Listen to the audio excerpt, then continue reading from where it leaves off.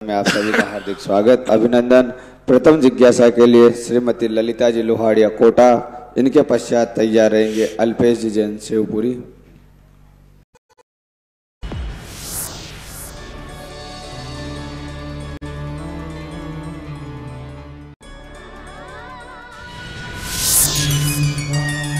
मुनि पुंगव श्री 108 सुधा सागर जी महाराज के बहुचर्चित कार्यक्रम जिज्ञासा समाधान के पुण्यार्चक हैं श्री सौभागमल जी, श्री राजेंद्र जी, श्रीमती नीलम जी कटारिया, श्री रोहन जी, श्रीमती अमिता जी कटारिया, रौनक रोहन कुमार कटारिया, मानस रोहन कुमार कटारिया। Kataria delivering dreams.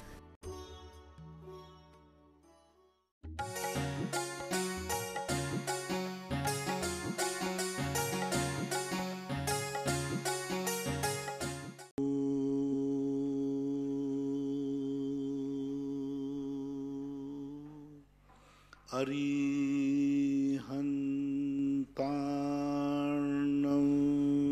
नमो अरिहन्ताणं नमो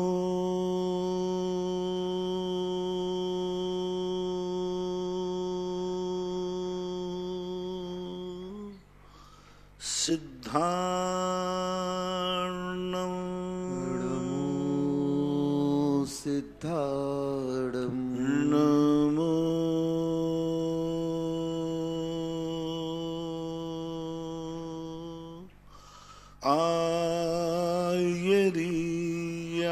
आयर्याणं नमो आयर्याणं नमो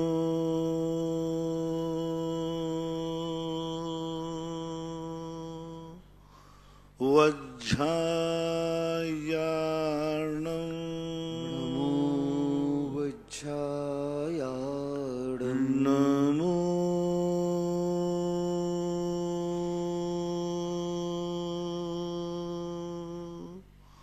लोये सव्साहूर्णं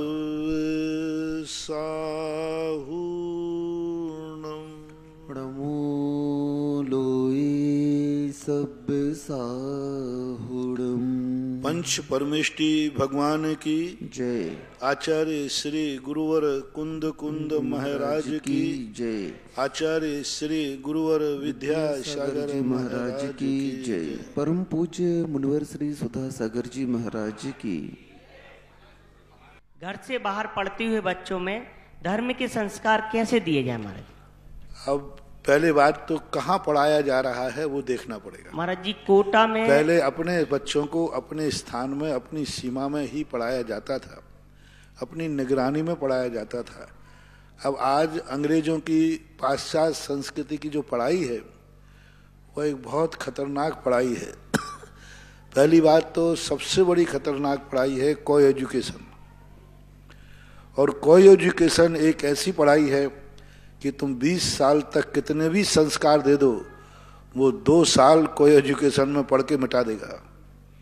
क्योंकि जवानी की उम्र का जो पावर होता है वो अपने हम उम्र से आकर्षित होता है, माता पिता के संस्कारों से कम। अपन कितने भी संस्कार दे दो, लेकिन उस समय जो उनका आधुनिक वातावरण बनता है वो उससे आकर्षित हो जाते हैं। तो यदि बच्चों को बचाना है तो सबसे बड़ा को एजुकेशन से बचाओ। और जितना को एजुकेशन से बच्चे बड़े बचेंगे उतना ही। लेकिन आज का समय ऐसा आ गया कि पढ़ाइयाँ ऐसे ऐसे कानून, ऐसे ऐसे कॉलेज खोल दिए कि तुम बचाना चाहो भी तो बहुत कठिन है। और यही सबसे बड़ा दुख का कारण बन रहा है। फिर भी बच्चों को पहले से ही संस्कारित करो, को एजुकेशन के दुष्परिणाम बताओ। आजकल तो हम बच्चों को जाते समय नियम ही देने लगे। आजकल हमें ये नियम नहीं देना पड़ता है कि तुम रात में तो नहीं खाओगे, आलू प्याज तो नहीं खाओगे। अब तो ये देना पड़ता है कि यदि मेरा आशीर्वाद लेना है तो कम से कम पढ़ते पढ़ते शादी करना तो सजाती में करना, कि कम से कम ये हो। तो आज सबसे बड़ा, अब हम कुछ भी त्याग कराएं वो सब टूट जाएंगे नियम। तो समाज को सबको चेतना है कि अपने एजुकेशन के संबंध में बच्चों को संस्कारित करो। और ज़्यादा हो तो ऐसे वातावरण पढ़ाओ जहां पर फिसलने की संभावना कम हो। सुनीता जी काला जयपुर, इनके पश्चात तैयार रहेंगे आकाश जी शास्त्री दलपतपुर। गुरुदेव अनिल जी बड़कुल गुना से पूछ रहे हैं, गुरुदेव आपके आशीर्वाद से भगवान बाहुबली की उत्तर भारत की सबसे विशाल प्रतिमा गुना नगर में प्रवेश करने वाली है, तो गुरुदेव समस्त गुनावासी उस भगवान जी की प्रतिमा का किस प्रकार से आगवानी करे जो एक अपने आप में पहले ही कल सुबह भी बता दिया था कि अच्छी तरह से एक भगवान की प्रतिष्ठित मूर्ति ना होते हुए भी, लेकिन मूर्ति का संकल्प तो हो ही गया। उत्तर भारत की पहले ही बाहुबली की सबसे बड़ी मूर्ति है, जो एक इतनी बढ़िया निर्दोष बनी है। मैंने उसका अवलोकन कर लिया। इतना बड़ा निर्दोष पत्थर मिलना दुर्लभतम दुर्लभ है। आपके भाग्य से मिल रहा है। सारे समाज के लोग जब आपके दरवाजे पहुंचे नगर के, सब उनको जितना वेलकम करेंगे उतना ही अच्छा है। और जहां बैठना है उस स्थान तक उनको भेजें और अपनी साक्षी में स्थापित करें।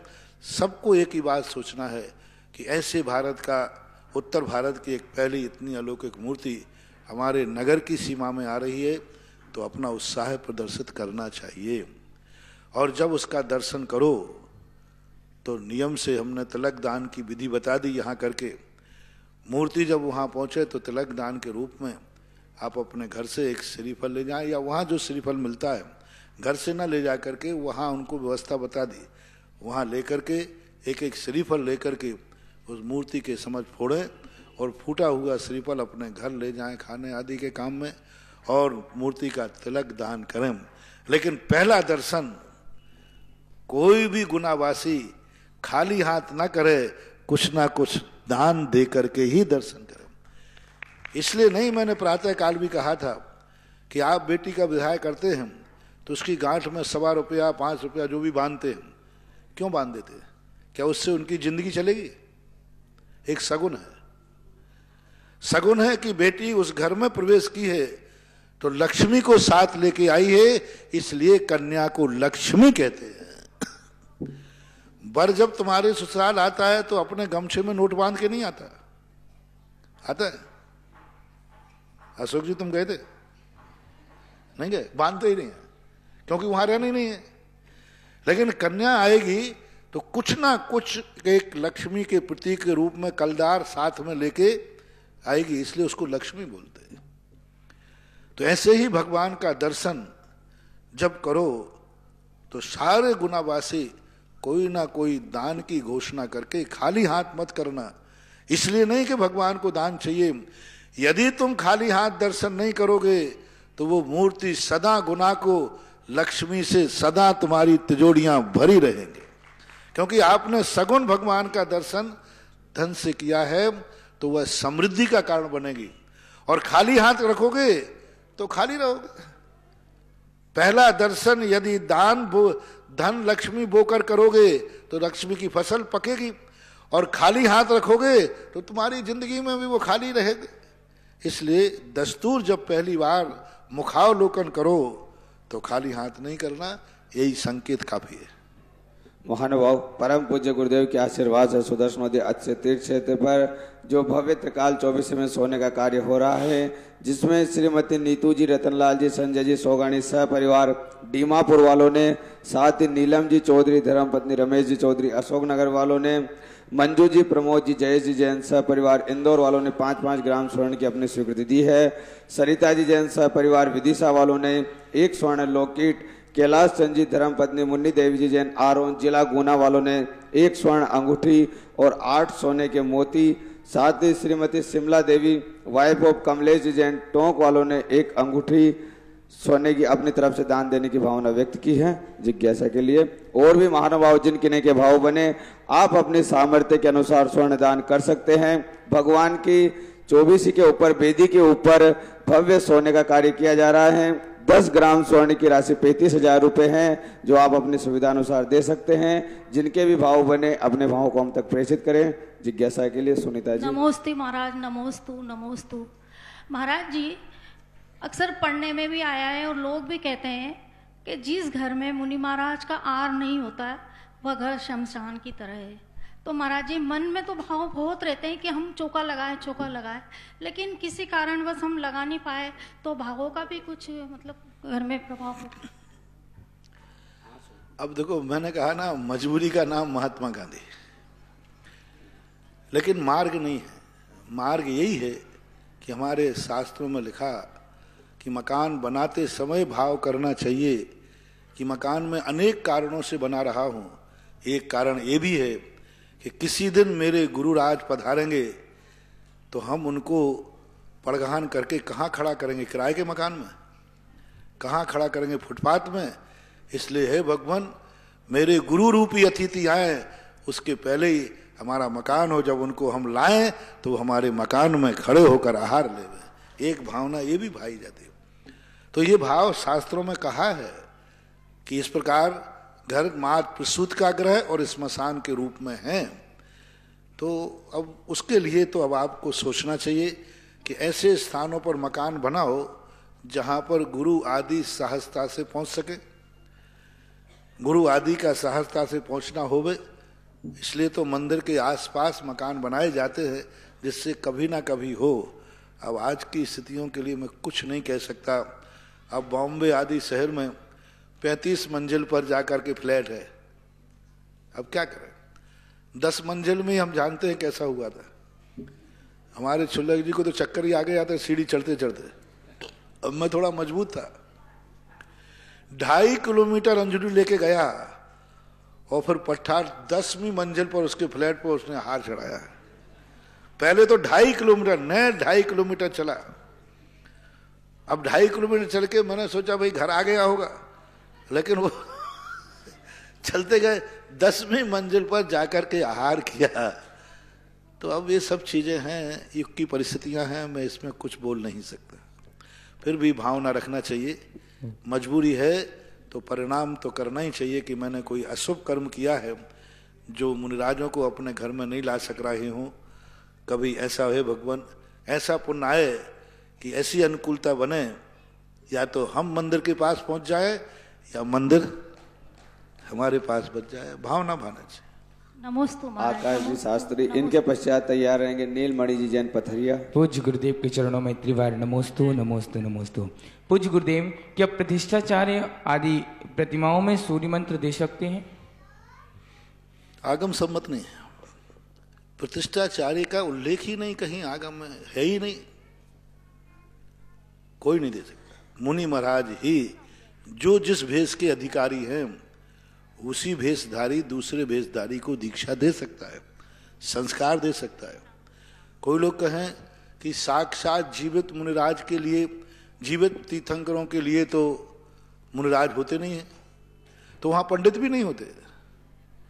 कई लोग कहें कि कई लोग कहते हैं देखो मुनिराजों को तो कोई मतलब ही नहीं, स्थापना निक्षेप से अयोध्या बन गई, स्थापना निक्षेप से बनारस बन गया, तो अब वो बनारस तो तीर्थंकर के लिए बना है, वहां मुनिराज की क्या जरूरत? तो अरे भाई वहां पंडित जी की भी क्या जरूरत? साक्षात तीर्थंकर को जब मुनिराज की जरूरत नहीं तो पंडित की जरूरत नहीं। और साक्षात तीर्थंकर के लिए तो मां के गर्भ में से निकलते हैं, तो तुम मूर्ति को तो मंजूषा से भी निकालते हो, कितना गलत हो रहा है। यदि साक्षात तीर्थंकर के अनुसार तौलते हैं तो भगवान को मंजूषा में रख के निकालते हैं, तो क्या सही के भगवान मंजूषा में से निकले थे कि मां के गर्भ से निकले थे? माँ के हैं? तो अब जो मां बने पेट चीर कर मूर्ति पेट में रखो पहले। अब मैं तो देखो ऐसे लोग जो प्रश्न करते हैं ना, तो अब जो माता पिता बने हैं पहले पेट चिरवाओ। और पेट कैसे चिरवाए? पेट चीर के थोड़ी भगवान गए थे, उसका तो जो है तरीका। अब कैसे संभव है? दूसरी बात, जब भगवान जब बड़े होते हैं तो भगवान के आकार 500 धनुष प्रमाण था, तो इतनी बड़ी मूर्ति बनाओ। जिस भगवान की जितनी काया थी उतनी बनाओ, और जैसी थी वैसी बनाओ। यदि साक्षात तीर्थंकर को जाते तो साक्षात तीर्थंकर का अलग व्यवस्था है, स्थापना निक्षेप की अलग व्यवस्था है। स्थापना निक्षेप में हम छोटी बड़ी मूर्ति करते हैं, मंजूषा से उनका जन्म दिलाते हैं, और साक्षात स्वधर्मेंद्र आता है, यहां बना हुआ थोड़ी आता है। साक्षात तीर्थंकर में बोली से इंद्र बनता है कि साक्षात स्वर्ग से आता है? स्वर से आता है। तो फिर यहां मनुष्य को भी मत बनाओ, ये भी सब नकली है। क्योंकि अयोध्या के अंदर तो साक्षात सौधर्मेंद्र आया था, तुम तो नकली आ रहे 5 दिन के, तो फिर कैसे सब प्रतिष्ठा गलत हो गई। और दूसरी बात है, पंडाल के अंदर महाराज नहीं आ सकते हैं, ऐसा लोग कहते हैं कि वो अयोध्या हो गई, पंडाल में ही आते मुनिराज खंडित हो गए। तो फिर पहले से तीर्थंकर भगवान की मूर्ति क्यों लाई गई? पहले से तीर्थंकर भगवान की मूर्ति क्यों लाई गई? जब अभी वहां गर्भ कल्याणक हो रहा है, जन्म कल्याणक हो रहा है, अयोध्या है, तो वहां भगवान की मूर्ति पहले से पंडाल में क्यों लाई गई? अभी तो प्रतिष्ठा भी नहीं हुई। गर्भ कल्याणक के दिन भी भगवान की, जब वेदी पर भगवान बैठ सकते हैं तो मुनिराज क्यों नहीं? पहले मैं भी यही बुद्धि लगाता था कि गर्भ जन्म कल्याणक में मुनिराज को नहीं जाना चाहिए वेदी पर, क्योंकि गर्भ जन्म कल्याणक मुनिराज का क्या काम। अरे पर सोचा कि साक्षात पंच कल्याणक प्रतिष्ठित जब भगवान बैठ सकते हैं तो अपन को जाने में क्या बाधा है? बोलो, मूर्ति पंडाल में पहले से मूर्ति बैठती है कि नहीं बैठती है? उसी की तो पूजा होती है। तो जब तीर्थंकर बैठे हैं, तीर्थंकर का प्रवेश क्यों कराया? जो लोग ये कहते हैं मुनिराज को पंडाल में क्योंकि ये मुनिराज अयोध्या हो गई, बनारस हो गया, तीर्थंकरों की जन्मस्थली हो गई, तो किसने कहा कि जन्मस्थली पर तीर्थंकर का प्रवेश नहीं हो, मुनिराज का प्रवेश नहीं होता? भगवान के जन्म कल्याणक के ऊपर भी मुनिराजों का विहार हुआ है, 2 मुनिराजों का। ऐसे जाकर के कुतर्क करते हैं लोग कि उसका कोई अंत ही नहीं होता। तो बहुत अच्छा प्रश्न है आपका कि आजकल लोगों के लिए ये हो गया, कोई विधि नहीं सीख रहे। यदि साक्षात तीर्थंकर का अभिषेक नहीं होता फिर मूर्ति पर अभिषेक मत करो, ऐसे भी लोग कुतर्क करते हैं। क्योंकि साक्षात तीर्थंकर का तो अभिषेक होता नहीं, मुनिराज का ही नहीं होता, तो फिर मूर्ति पर अभिषेक बंद करा दो। ऐसे कुतर्की लोग कहते हैं अरे अभिषेक मत करो, साक्षात तीर्थंकर का अभिषेक नहीं होता। तो फिर ये आगम बेकार लिखा है, जो अकृत्रिम चैत्यालयों में साक्षात सौधर्मेंद्र करता है, चक्रवर्ती करता है, साक्षात तीर्थंकर का तो नहीं होता। कभी मुनि दीक्षा के बाद कभी भगवान के ऊपर एक बूंद भी पानी नहीं पड़ता अभिषेक के रूप में, बरसात का पड़े हुआ अलग है। तो फिर वहां पर अभिषेक भी बंद, सारी व्यवस्थाएं बंद हो जाएंगी। साक्षात तीर्थंकर के पंचकल्याणक में 9 महीने रत्न वर्षे, तुम असली नर्त बरता रहे हो कि नकली? 9 महीने तक प्रतिदिन 10.5 करोड़ रत्न बरसाओ, 15 महीने तक कौन बरसा सकता है? बरसते ही नहीं। तो पूज्यवर आचार्य महाराजों ने स्पष्ट उल्लेख किया कि स्थापना निक्षेप में जब सूर्य मंत्र दिया जाए तो वही दे सकता है जो स्वयं पहले दिगंबर मुनि है। तो और ऐसे कोई कुतर्क करते हैं कि मुनिराज को यदि पंडाल में प्रवेश गए तो मुनिव्रत खंडित हो जाएगा, उनकी जिंदगी खंडित हो जाएगी। ऐसे लोगों को दुनिया को सिखाना चाहिए कि फिर वो लोग इतने दोष लगाते हैं, भगवान के साक्षात स्वरूप हम मूर्ति में स्थापित नहीं कर सकते। मूर्ति मूर्ति रहेगी और साक्षात तीर्थंकर रहेंगे। उनको तो किसी की दीक्षा की जरूरत नहीं, तो स्वयं दीक्षा लेते। पंडित भी कहाँ है साक्षात? कौन से शास्त्र में लिखा है कि साक्षात तीर्थंकर की जिंदगी में कोई पंडित प्रतिष्ठाचार्य हुआ है?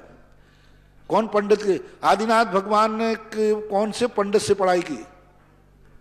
कौन से पंडित ने उनकी प्रतिष्ठाचार्य? तो साक्षात तीर्थंकर में मुनि नहीं तो प्रतिष्ठाचार्य भी नहीं, प्रतिष्ठा ही नहीं, पंचकल्याण की प्रतिष्ठा ही नहीं, सूर्य मंत्र की जरूरत ही नहीं। सूर्य मंत्र भी क्या, साक्षात तीर्थंकर को किसने सूर्य मंत्र दिया था? कोई जरूरत नहीं। तो ये प्रतिमा विज्ञान जो है ये भिन्न रूप है, यह दिगंबर मुनि से ही प्रतिष्ठित होता है, अन्य से नहीं। नीचे से अभी अभी जिन्होंने 2 ग्राम सोने की स्वीकृति दी है, 1 अंगूठी की, रश्मि जी जैन, वायगोप संजय जी जैन गुना वालों ने, साथ ही कांता देवी जी, चौथमल जी धानोते आमा वालों ने भी 1 स्वर्ण की अंगूठी की अपनी स्वीकृति दी है। रजनीश जी सरोज जैन सह परिवार दिल्ली वालों ने भी अपनी स्वीकृति दी है।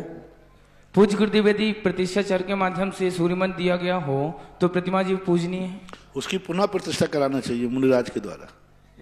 नमोस्तु। नीलमणि जी जैन पथरिया, इनके पश्चात तैयार रहेंगे अशोक जी लोहाड़िया। 51,000 रुपए की राशि के माध्यम से जिन्होंने आजीवन शांतिनाथ भक्तामर महामंडल विधान में अपनी स्वीकृति दी है। वज्र सेन जी, रिंकी जी, पारस जी जैन पिंड, पारस प्रॉपर्टीज वालों ने भी अपनी स्वीकृति दी है। नमोस्तु महाराज जी। महाराज जी, जैसे कि अपन कभी बाहर होटल्स वगैरह में मीटिंग में अगर खाना वगैरह खाने जाते हैं तो उसमें नॉन वेज और वेज साथ में होता है। ये अपन को सर महाराज जी पता नहीं होता है, बाद में पता चलता है, तो उस स्थिति में क्या करें महाराज? कभी कोई पार्टी वगैरह में होटल में खाना खाने जाते हैं तो वहाँ पर नॉन वेज वगैरह भी बनता है और वो साथ में होता है। नहीं खाना चाहिए, अनजाने स्थान पर नहीं खाना चाहिए। हमारे यहाँ दो अभक्ष है, एक तो जान करके जहाँ है वहाँ तो जाना ही नहीं, अनजान का भी अभक्ष है हमारे यहाँ। हमें मालूम नहीं है कि यहाँ वेज और नॉन वेज दोनों है, संदेह है, तो संदेह भी हमारे यहाँ अभक्ष ही है। जिस वस्तु के संबंध में हम नहीं जानते हैं कि भक्ष है कि अभक्ष है, तो वो अभक्ष ही मानना चाहिए। तो हमारे अनजान का भी अभक्ष है। ऐसे स्थानों पर जहाँ हमें स्पष्ट निर्णय ना हो कि यहाँ वेज ही वेज है, वहाँ हमें नहीं खाना चाहिए। संदेह भी पाप है। अशोक जी लोहाड़िया, इनके पश्चात तैयार रहेंगे राधा जी जैन कोटा। आदरणीय मुनिषी के चरणों में त्रिवार नमोस्तु नमोस्तु नमोस्तु। पूरे स्टेशन समाज के प्रोविजन आज यहाँ पे आए हैं, उन सब की ओर से भी मैं त्रिवार नमोस्तु करता हूँ। नमोस्तु नमोस्तु नमोस्तु नमोस्तु। महाराज श्री 2001 में आप आए थे स्टेशन और आपने 15 मिनट में ही ऐसा चमत्कार हुआ कि वह मंदिर छोटे से चैत्यालय से लेकर आज बहुत विशाल रूप ले चुका। ऐसी सुंदर प्रतिमा वहां पे विराजमान हुई जो अलौकिक है। और आज वही जनवरी का दिन था जब हम आपसे रिक्वेस्ट करने गए थे, महाराज जी आप स्टेशन समाज पधारो, और आज वही जनवरी का दिन है। और एक छोटा सा प्लॉट हमने वहां पे मंदिर के पास ही लिया है और कल ही हमने घोषणा की कि ये अपन ने प्लॉट ले लिया है। और 15 मिनट महाराज श्री आप जैसे बोलते हो ऐसे 15 मिनट सिर्फ मेरे को मिले थे, क्योंकि नवरत्न पदयात्रा ग्रुप का केशवराय पाटन जा रहे थे। 15 मिनट मेरे पास थे वो लोग खेली फाटक क्रॉस कर चुके थे।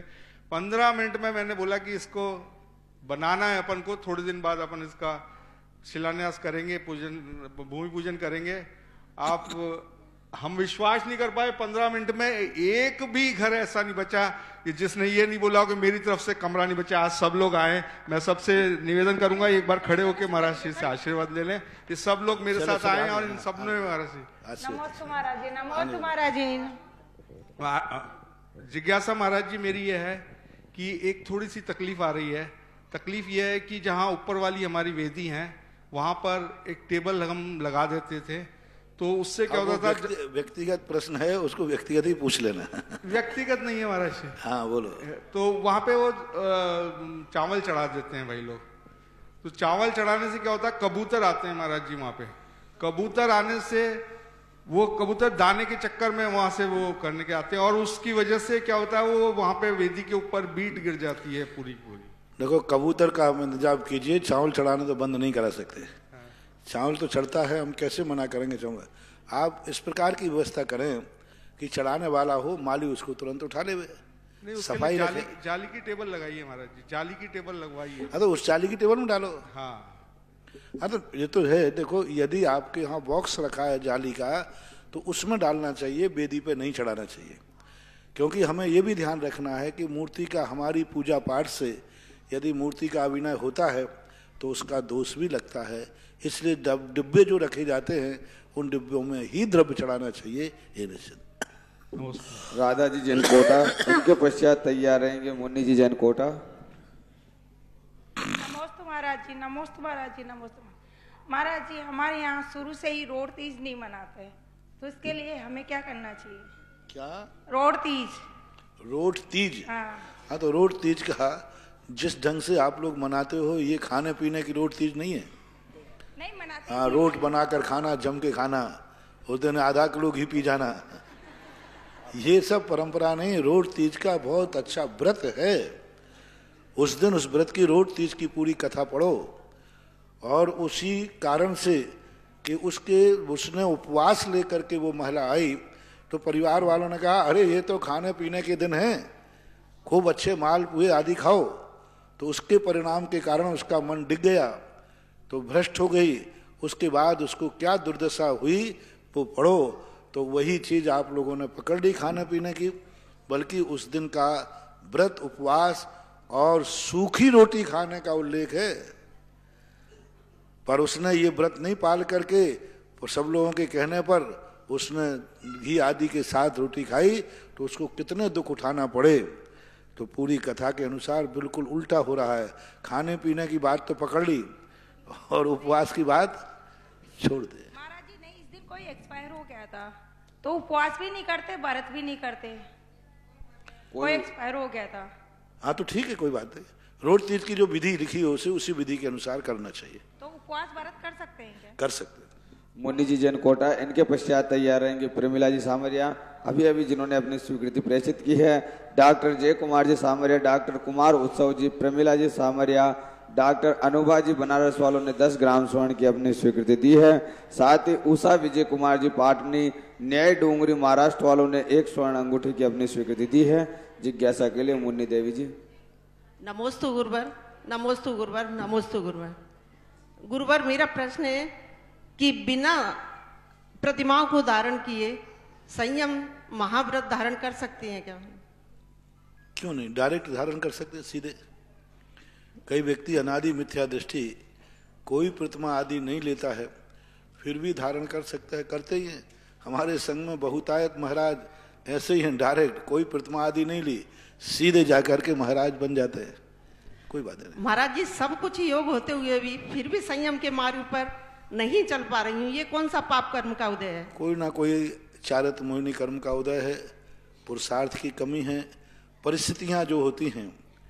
व्यक्ति जब मुनि बनने की सोचता है तब वो विभिन्न परिस्थितियों से घिर जाता है, तो फिर देने वाला दीक्षा नहीं दे पाता, लेने वाला लेना चाहता है। कभी दांत थे तो चने नहीं थे, और चने हैं तो दांत नहीं। गुरुवर, ये एक प्रश्न हो रहे कि आचार्य श्री सिर्फ ब्रह्मचारी जिन्होंने शादी नहीं की है उन्हीं को ही दीक्षा देते हैं, तो क्या हम जैसे विधवा महिलाओं का सौभाग्य गुरुवर के हाथ से कभी नहीं प्राप्त होगा क्या? शादी करने वाले कवाड़ा करते हैं नहीं, क्योंकि शादी बाल्यावस्था में शादी हुई। हाँ ठीक है, शादी शुदा कर करके जो लोग आते हैं ना, फिर वे यदि चर्चाएं करने बैठते हैं तो अपनी घर की चर्चाएं करते हैं। हम लोगों को आचार्य ने एक बहुत अच्छी बात कही थी। देखो, अपन लोगों को एक फायदा है, उसमें आया सुखानुबंध। पूर्व मुनि बनने के बाद या समाधि के बाद गृहस्थ अवस्था में भोगे हुए भोगों को याद नहीं करना। तो अब आचार्य से बोले अपन बड़े फायदे में है, अपन ने कुछ किया ही नहीं, याद क्या आएगा? आएगा तो गिल्ली डंडा याद आएगा, और क्या आएगा? आएगा तो पढ़ाई की बातें याद आएंगे तो मम्मी पापा याद आएंगे। कितना आएगा? कोई गलत किया ही नहीं तो गलत याद आएगा ही नहीं। और शादीशुदा वाले का तो अब जो है सो है, महावीर की जय। तो गुरुवर 18 साल की अवस्था में वेदव्य पद धारण ओम कर लिया। शांति। प्रमिला जी सामरिया, इनके पश्चात तैयार रहेंगे उषा किरण जी जैन जयपुर। गुरुदेव, श्रीमान टीकम चंद जी, संतोष कुमार जी ब्रह्मचारी, कमलेश भैया और नव विवाहिता अरिहंत जी, प्रिया जी दूंदरी केकड़ी वाले इस सभा में बैठे हैं। ये विवाह करके आपके आशीर्वाद के लिए सबसे पहले यहीं पर पधारे हैं। ये आसपास के सभी क्षेत्रों की वंदना कर रहे हैं, और जैसा आपके आशीर्वाद अनुसार ही खड़े हो जाइए अपने स्थान पर। चलिए, ये गुरुदेव आपने जैसा आगम के अनुसार विवाह बताया, वैसे ही विवाह करके और सभी क्षेत्रों की वंदना कर रहे हैं, और सबसे पहले आपके दर्शनार्थ पधारे हैं। जिज्ञासा के लिए प्रेमिला जी सामरिया। नमोस्तु महाराज जी, नमोस्तु महाराज जी, नमोस्तु महाराज जी। महाराज जी, एक बार हम लोग विदेश में सेंट फ्रांसिस्को में गए, तो वहाँ पर समाज कम होने की वजह से उन्होंने ऐसा मंदिर बना रखा है कि उसमें एक मूर्ति दिगंबर की विराजमान की हुई है, एक मूर्ति श्वेतांबर की, इस तरह से 24 बनाई हुई है। तो महाराज जी, वहाँ पर हम लोग को दर्शन किस प्रकार करना चाहिए? विदेश में ना, विदेश में। अब देखो, ये सब मजबूरियां हैं। अब मजबूरी के लिए हम ना तो निषेध करेंगे ना समर्थन करेंगे। आयतन और अनायतन एक रूप नहीं होते, लेकिन अब क्या करें। यहाँ हम अपने गांव से दूसरे गांव वाले को पराया गांव वाला मानते हैं, और विदेश में कश्मीर वाले को कन्याकुमारी वाला मिल जाए तो अपना लगता है इंडियन, भारतीय। तो इसी प्रकार की विदेशों की अब परिस्थितियां, जैसे गुजारा चलता है वैसे चलाओ, क्योंकि नाना मामा की अपेक्षा काना मामा ठीक है। महाराज जी एक जिज्ञासा और है। हम लोग 2.5 साल से पाठशाला चला रहे हैं बनारस में, भेलुपुर जैन मंदिर में, जन्म स्थली है भगवान की वहाँ। तो हमने जब पाठशाला शुरू की थी करीबन 45 से 50 बच्चे आ रहे थे, लेकिन इस समय 15 से 20 बच्चे ही आ रहे हैं। इसमें माता पिता को किस तरह से प्रेरणा दें कि अपने बच्चों को भेजें स्कूल? मैं बहुत बार दे चुका हूँ, बहुत बार। अभी पाठशाला अधिवेशन हुआ था, सारे संसार को हमने दिया था, भेजना चाहिए। आज पाठशाला भेजोगे तो जरूरी नहीं कि वो धर्मात्मा बन जाए, लेकिन वृद्ध अवस्था में वो तुम लोगों को 1 गिलास पानी लेने लायक बचेगा। क्योंकि पाठशाला में पढ़ने वाला, जब आपका बच्चा थोड़ा सा बड़ा होता है तो आप उसको अपने माँ बाप के नाम सिखाते हैं कि बेटा कहीं गुम जाए तो ये नाम बता देना। इसी प्रकार कम से कम हर व्यक्ति को इस संसार में कहीं गुम जाए तो भगवान का नाम तो बता सके, इतना तो पाठशाला भेजना ही चाहिए। उषा किरण जी, इनके पश्चात तैयार रहेंगे कौशल्या जी जैन कोटा। नमोस्तु महाराज जी। महाराज जी आज सवेरे गुना से बाहुबली भगवान जी की मूर्ति आई थी, तो उस पे सब लोगों ने श्रीफल को फोड़ के और उस पे श्रीफल का पानी डाला, तो उसका क्या मतलब था? मांगलिक सगुन, बस कुछ नहीं, कोई विशेष नहीं। एक मांगलिक सगुन होता है, एक मांगलिकता होती है, बस। कई चीजों का कोई रीजन नहीं होता, सगुन होता है, मांगलिक होता है। नमोस्तु महाराज। कौशल्या जी जैन कोटा, इनके पश्चात तैयार रहेंगे मनीषवी जी कंजोलिया कोटा। माइक पहुंचा दे शीघ्रता से। नमोस्तु महाराज जी, मेरे इष्ट गुरुवर के चरणों में बारंबार नमोस्तु नमोस्तु नमोस्तु। महाराज जी मेरी 2 शंकाएं हैं।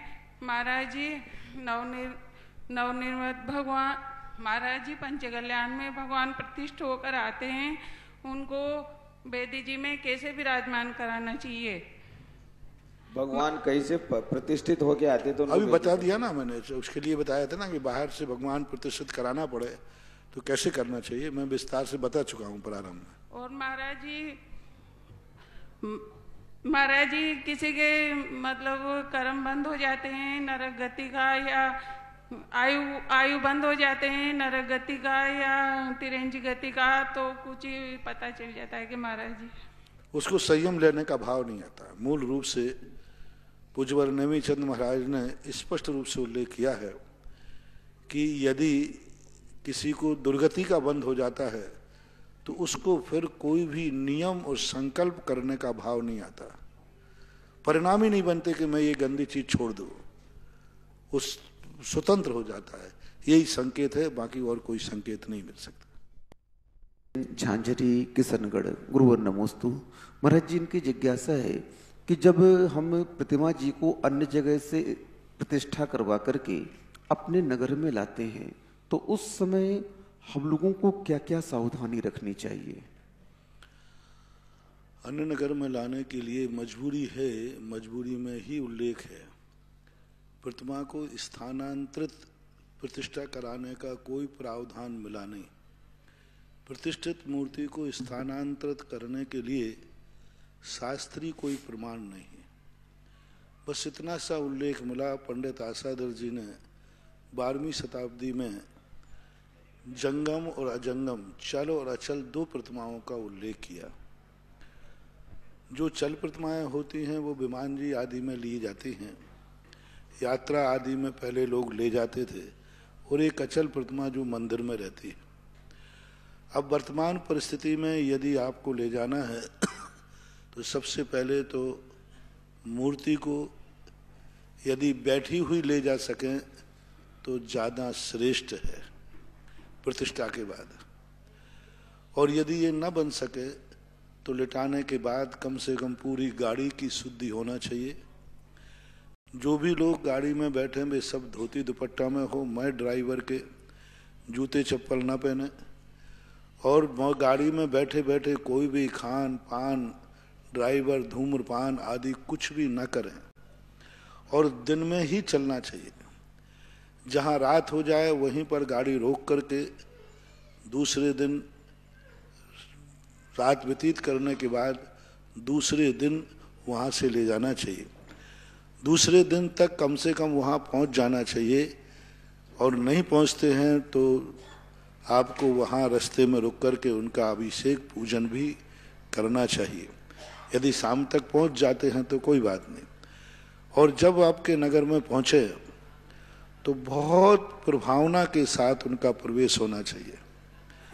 जब एक तुम्हारे यहाँ संबंध करने वाला दूल्हा आ जाता है तो सारे रिश्तेदार, सारे लोग उसकी आगवानी करते हैं, नगर भ्रमण कराते हैं, लाइटिंग आदि करके उसको सारे नगर में प्रदर्शन करते हैं। ऐसा ही मूर्ति के लिए सारे नगर में भ्रमण कराना चाहिए और सारी समाज रहना चाहिए। तो त्रिलोकीनाथ है, वो तो एक भव का राजा है, वो तो मात्र एक दुल्हन का ही दूल्हा राजा है, ये तो 3 लोक के राजा हैं, त्रिलोकीनाथ। जिस समय भगवान नगर में प्रवेश करें, सारे प्रत्येक व्यक्ति को उनकी आगवानी करना चाहिए, क्योंकि आज तुम्हारे पास उनकी आगवानी का समय नहीं है, कल तुम्हारे जीवन में संकट आएगा। किस मुंह से भगवान के पास जाओगे? कौन सा मुंह लेके जाओगे कि भगवान आज हम बहुत परेशान हैं?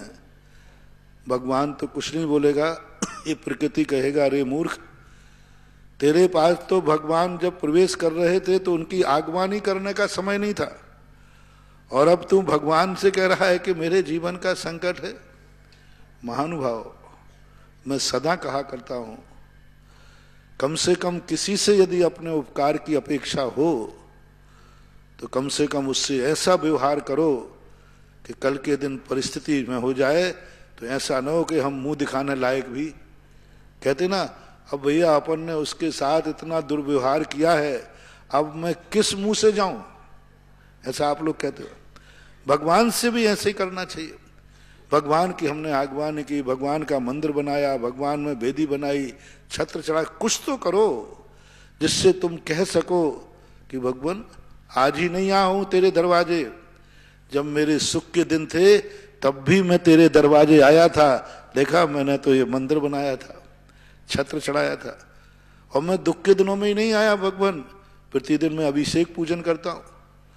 सुख के दिनों में, अच्छे दिनों में यदि हम भगवान के पास जाते हैं तो दुख के दिनों में जाने में हमें शर्मिंदा महसूस नहीं होगी।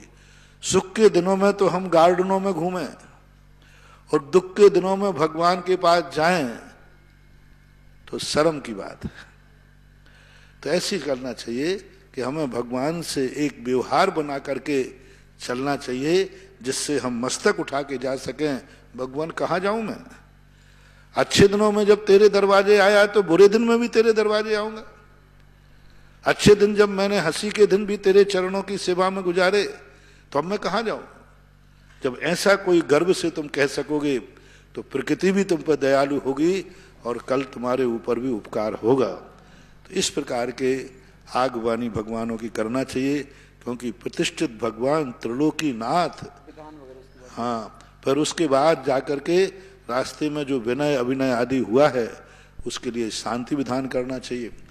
कुछ जाप, कम से कम 11-21 हजार जाप पूरी समाज को करना चाहिए और ऐसा कुछ।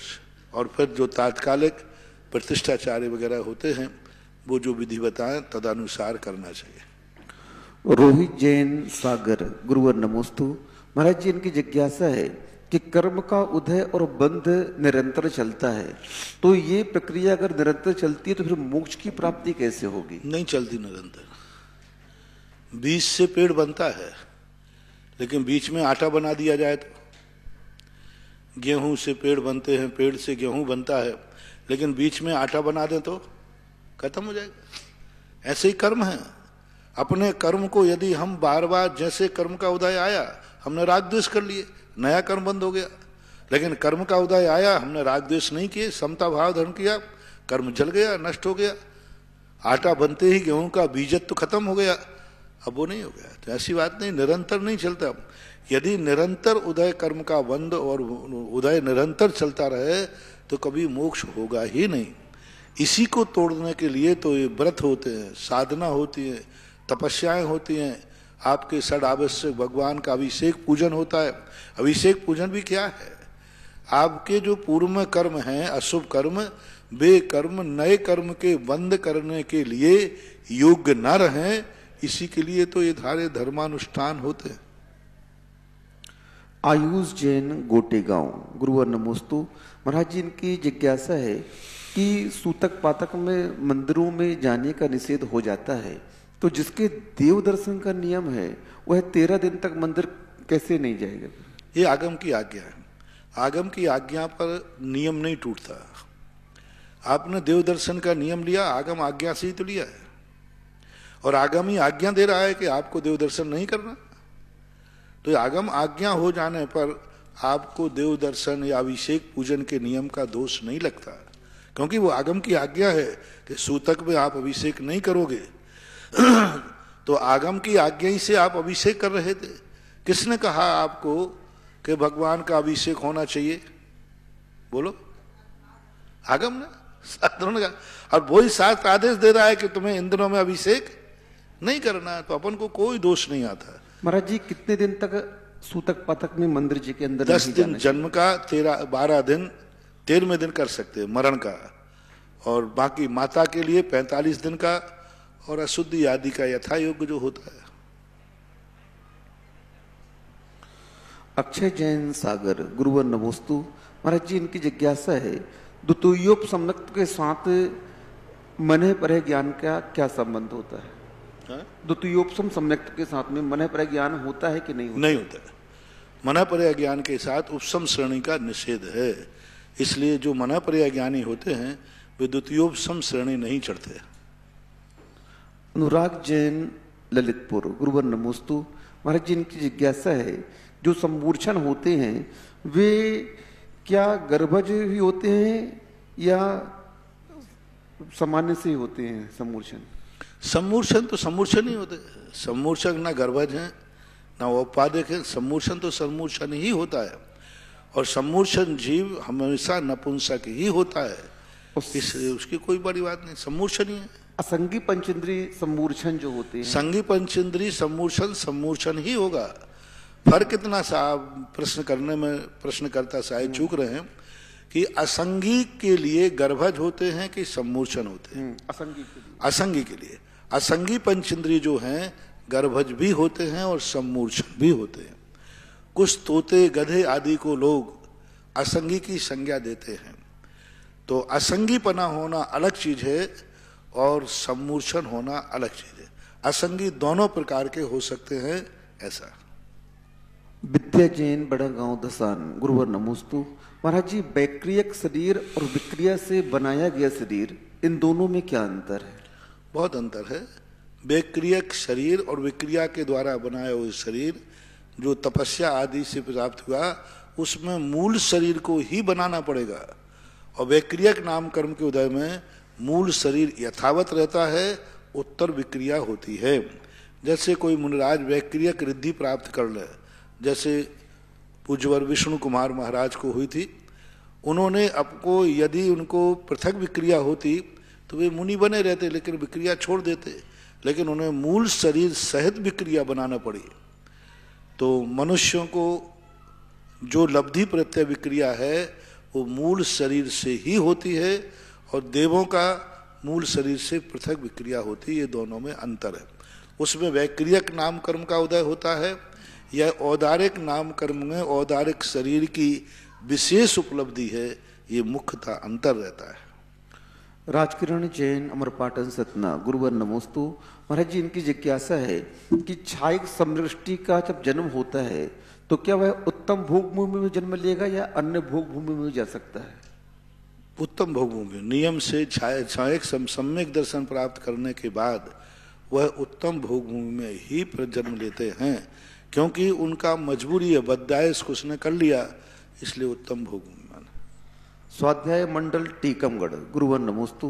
महाराज जी, इनकी जिज्ञासा है, उसका एक कारण है, क्योंकि शास्त्रों में ये कहा है कि सम्यक दृष्टि को अल्पायु नहीं मिलती।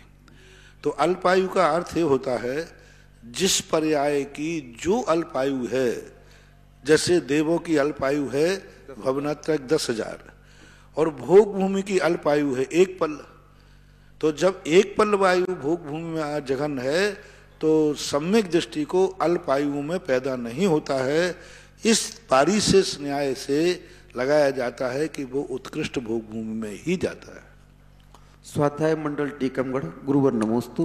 महाराज जी ये पूछ रहे हैं कि आज वर्तमान में ये समस्याएं बहुत बढ़ गई हैं कि बच्चों का जन्म होता है तो माता पिता उसे छोटे छोटे जो स्कूल बने उसमें छोड़ देते हैं और बूढ़े लोगों को वहाँ छोड़ देते हैं अनाथालय में। तो आज ये प्रक्रिया इतनी बढ़ रही है कि बूढ़े लोगों को बच्चों का सहारा नहीं और बच्चों को बूढ़ों का सहारा नहीं। तो वर्तमान में महाराज जी ये कैसे इसमें सुधार हो? इसमें बच्चों की गलती नहीं है, इसमें माँ बाप की गलती है। क्योंकि माँ बाप ने अपने माँ बाप के साथ ऐसा ही किया। सीधी बात है। आज हर पिता जब बाप बनता है तब बच्चे से सोचता है बच्चा मुझे देवता माने, लेकिन तुमने अपने बाप को क्या माना था? हर सासू सोचती है कि बहू मुझे देवी माने, लेकिन आपने अपनी सासू को क्या माना था? मैं दोनों उदाहरण दे देता हूं एक छोटे से। एक बार एक सासू आई, बोले महाराज जी हमारी बहू आपकी बहुत भक्तन है।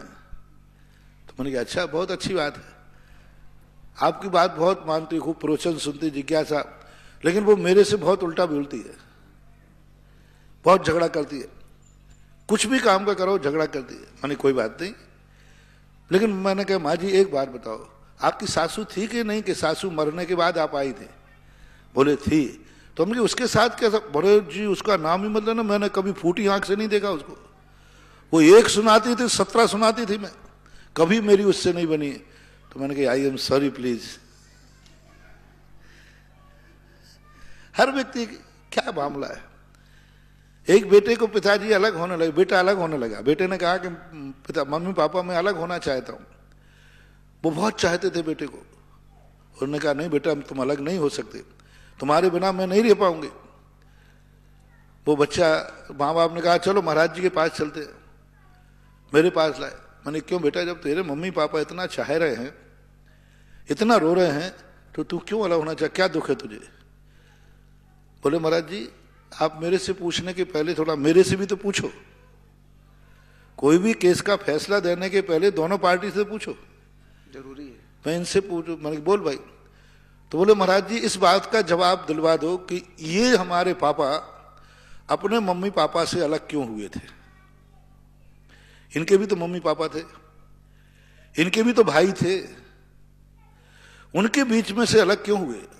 तो मम्मी जोर से चिल्ला पड़ी, ए मूर्ख, तुम ही बच्चों के कारण से अलग हुआ था कि संयुक्त फैमिली में तुम लोगों की परवरिश अच्छी नहीं हो पाती थी, अच्छी पढ़ाई नहीं कर पाते थे, तुम ही लोगों के कारण से मैंने सास ससुर को छोड़ा, सबको छोड़ा। पिताजी ने हाँ महाराज इन्हीं के कारण। तो मैंने बेटे की तरफ देखा, मैंने कहा अब तो तेरे ही कारण हुआ था ना, मम्मी पापा ने छोड़ा, तुम्हारे कारण छोड़ा, सबको छोड़ा कि बाल बच्चों के। तो उस बच्चे को कोई असर, वो मुस्कुराता रहा। बोले महाराज अब भी आप नहीं समझ पाए, अब भी आप नहीं समझ पाए। मैंने क्या बात है? बोले महाराज जी सीधा बात है, इन्होंने अपने बच्चों के लिए सब परिवार छोड़ा, माँ बाप छोड़े, पर सब छोड़ा, तो मैं अपने बच्चों के लिए भी इनको छोड़ रहा हूं, क्योंकि अब मेरा भी बच्चे हो गए, उनकी परवरिश करना है। तो मैं इनका ओरिजिनल बेटा हूं, जो इन्होंने किया वही तो मैं करूंगा। मैं भी इनके, मैं कोई मम्मी पापा से दुखी नहीं हूं, लेकिन इस संयुक्त परिवार में बच्चों की देखभाल नहीं हो रही, इसलिए मैं बच्चों के खातिर ही अलग हो रहा हूं। अब बताइए मैं न्यायाधीश की गद्दी पर अब क्या फैसला दूं? बताओ भाई अशोक बाबू, क्या फैसला दूं? मैं स्तब्ध रह गया। मैंने कहा अब क्या? बोले महाराज जी आप फैसला दीजिए। आप, मैं, इन्होंने हमारे खातिर किया, हमारी जिंदगी बना दी है, मैं बच्चों के खातिर इनको छोड़ रहा हूं, उनकी जिंदगी बनाऊंगी नहीं। फिर मैंने तुरंत पासा पलटा, मैं चेत गया। मैंने कहा ये मामला मेरे दरबार से केस उल्टा हार के जाए तो ऐसे कैसे संभव है, और मैं जज का वकील बना हूं। मैंने तुरंत किया, बेटा मान लीजिए माँ बाप ने गलती की हो तो माँ बाप से अपराध हुआ हो तो? जैसे मैंने ये कहा उसका चेहरा उतर गया कि महाराज ने हमारी जीती बारी। मैंने कि माँ बाप ने गलती की है तो क्या बेटों को भी गलती करना चाहिए? बड़ों से कोई गलती हो जाए तो छोटों को दोहराना चाहिए? मैंने 1 मिनट के अंदर 4-5 बात बोल दिए। वो थोड़ा सा चेहरा उसका उतरा, स्तब्ध हुआ। बोले ठीक महाराज, यदि आप गलती कहते हैं तो मम्मी पापा से कहलवा दीजिए कि इन्होंने गलती की थी, कि इन्होंने अच्छा किया था ये कि बच्चों के खातिर माँ बाप भाई बंधुओं को सबको छोड़ा। आप मम्मी पापा से कहलवा दीजिए कि इन्होंने अच्छा किया था कि बुरा किया था। अभी तो बड़ा कठिन हो गया। मैंने उनकी तरफ से कहा यदि आपने अच्छा किया था तो बेटा कोई बुरा नहीं कर रहा है, अब मैं बेटे को नहीं रोकूंगा और मैं अलग होने का आशीर्वाद दूंगा। या तो आप एक्सेप्ट कीजिए गुरु के सामने, कान पकड़ के प्रायश्चित लीजिए, मैंने अपराध किया है, महापाप किया है, मैंने जो गलती की है, संसार में कोई माता पिता ऐसी बच्चों के खातिर माँ बाप को न छोड़े और ऐसी गलती मैं कभी भविष्य में नहीं करूंगा। दोनों ने कहा महाराज जी आज मेरी आंखें खुल गई। जिन बच्चों के लिए मैंने माँ बाप छोड़े, परिवार छोड़ा, आज मुझे पता चला कि मैंने गलती की है। महाराज अब मैं इसको नहीं रोकूंगा और ये अलग हो जाए पक्का है, लेकिन मुझ पापी को प्रायश्चित दो।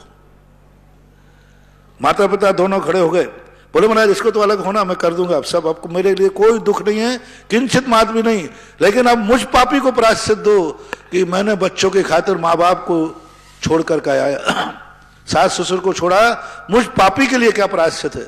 और जो प्रायश्चित दोगे वो मैं करूंगा।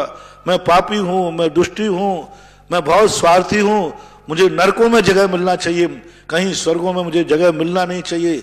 इतनी आलोचना उन्होंने 2-3 मिनट में दोनों रो पड़े। महाराज मैं पापी हूं, मैं बहुत पाप किया, मैंने इतना बड़ा अपराध किया, मैं यहीं से जाकर के अपने भाई से, मम्मी पापा तो रहे नहीं, मैं अपने भाइयों से पैर छू करके क्षमा मांगूंगा कि मैंने आप लोगों को छोड़ करके बहुत बड़ा पाप किया। बस वो तो आलोचना कर ही रहे थे, वो बच्चा और बहू दोनों खड़े होकर के मम्मी पापा के पैर छूते हैं।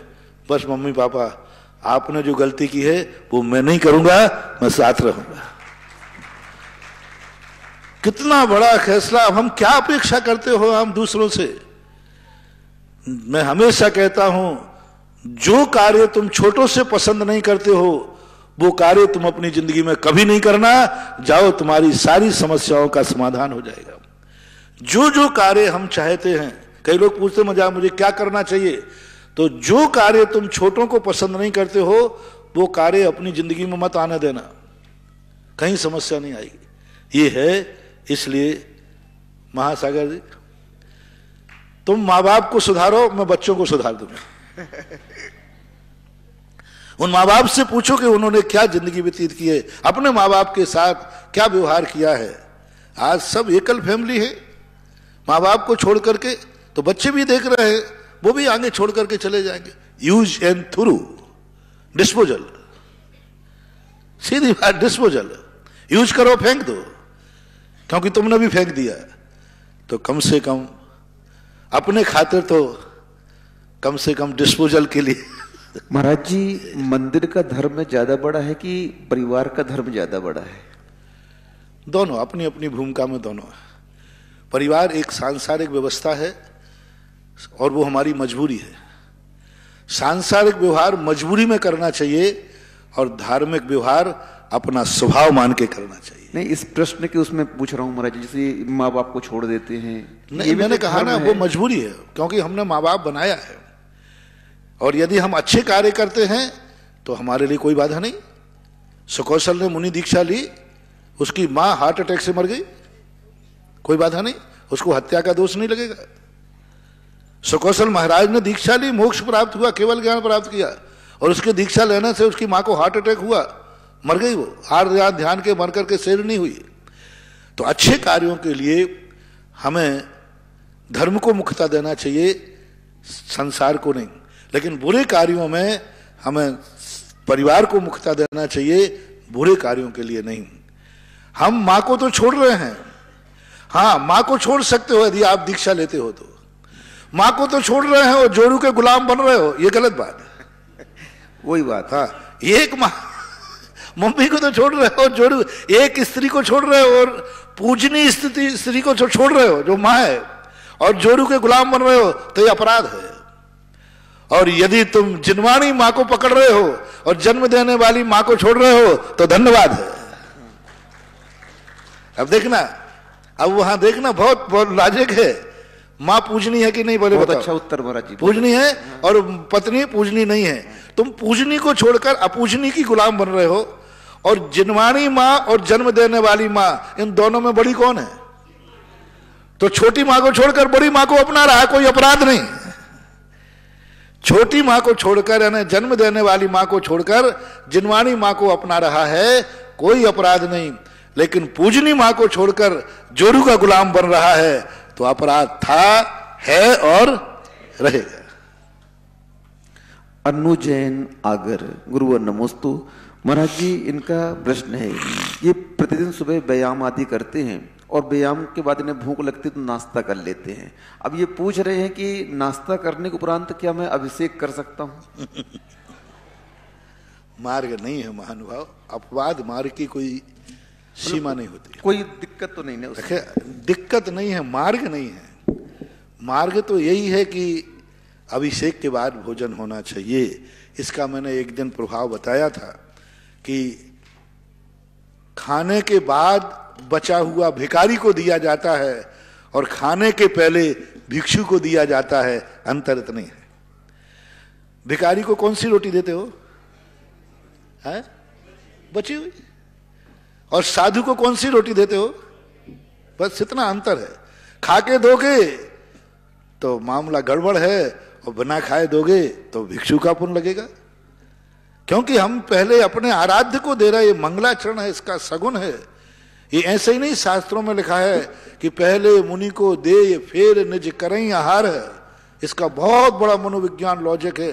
मैंने इस पर 1-2 दिन प्रवचन दिए थे कि ये पहले क्यों, अभिषेक पहले क्यों, शाम को कर लें, दोपहर में कर लें? नहीं, पहले करने का महत्व, महिमा अलग है। बिना आहार के आहार देना, किए बिना देना महिमा अलग है, और आहार करके देना उसकी महिमा अलग है। दोनों में बहुत अंतर है, बहुत अंतर है। लेकिन फिर मजबूरी में दोपहर में भी अभिषेक होते हैं। जब आपके वार्षिक अभिषेक होते हैं, वो कब होते हैं? दोपहर में होते हैं। विधान करते हो तब तो कोई बात नहीं। अब आहार करके अभिषेक करने में बाधा नहीं है, लेकिन इसको नित्य नियम करके मार्ग बनाना ये अपराध है। अपवाद मार्ग को अपवाद ही होना चाहिए।